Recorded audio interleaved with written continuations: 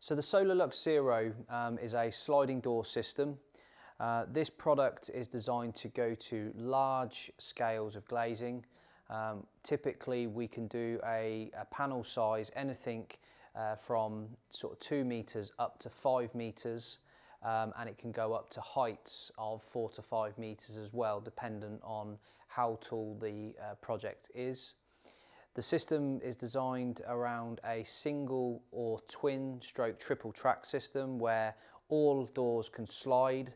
Alternatively, you could have one door that is fixed and the remaining one sliding.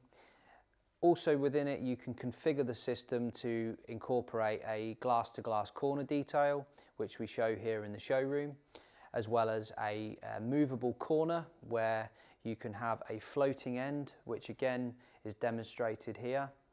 And the final detail as well, which we've got in the showroom, is it going into a pocket, which is becoming really popular if you've got anything going into your property where you want to lose the door inside a wall, which is a really nice way of keeping an opening nice and clear. The product as well is all powder coated to a range of different colours. There's a large range of standard finishes within this as well, but equally if you've got a bespoke rail colour, it can be powder coated to that finish also.